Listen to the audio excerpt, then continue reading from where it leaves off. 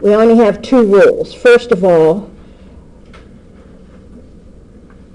that if I have a constant, then the derivative of that constant is 0. And I'm going to go ahead and use just the y notation. And if I have y equals x to the n, that's power rule, then y prime is n x to the n minus 1. Those are our two rules. This worksheet is only those two rules. And they're already on your rule sheet. So 5/8 is a constant, so y prime is 0. Now this is a polynomial, so it's just straight power rule. Y prime is 5 times 4 x to the 4 minus 1 minus 2 times 3. Now you don't have to put in everything that I'm putting in. This is just for review, and I can probably guarantee you with our next worksheet I won't because you guys will be much better at it. X to the 3 minus 1 minus 2, 1 times 2, which is x to the 1 minus 1, and then the derivative of a constant is 0. So this comes out to be 20x cubed minus 6x squared minus 2, because x to the 0 is 1.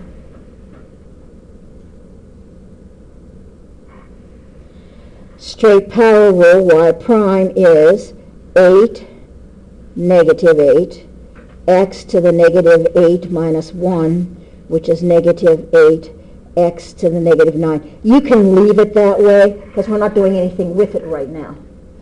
Next chapter, you're going to want to bring it and put it down where it belongs because we're going to be using it, but not this chapter. But if you made it negative 8 over x to the 9th, that wouldn't be wrong either because it's an equivalent form. Find f prime as a straight polynomial, so f prime, it's just power rule. Doesn't matter what your exponent is. As long as it's a number, power rule applies. It's 6 times negative 2x to the negative 2 minus 3 plus 8 times 3x to the 3, negative 2 minus 1, sorry, it is negative 3, to the 3 minus 1, plus 11x to the 1 minus 1, which is just x to the 0. This is negative 12x to the negative 3, plus 24x squared, plus 11.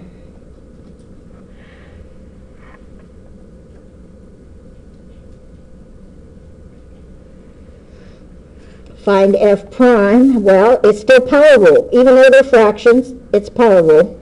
F prime of x is 20 times 1/2 x to the 1/2 minus 1. Some of you are becoming quite good at fractions. You will be, especially if you're just subtracting 1. That's easy enough. Minus 1/2 times 20x to the 20 minus 1, which is 1/2 times 20 is 10x. 1/2 minus 1, well, 1 is 2 halves. 1/2 minus 2 halves is negative 1/2. Minus 1/2 times 20 is 10, and 20 minus 1 is 19.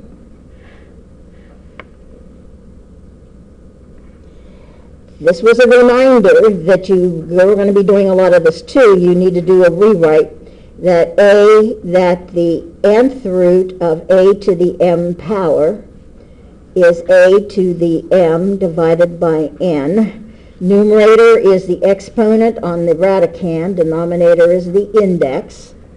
So this says that y equals x to the 3 divided by 4. Now I can apply power rule. So y prime is 3/4 x to the 3/4 minus 1, which is 3/4 x, 3/4 minus 4/4, that's negative 1/4.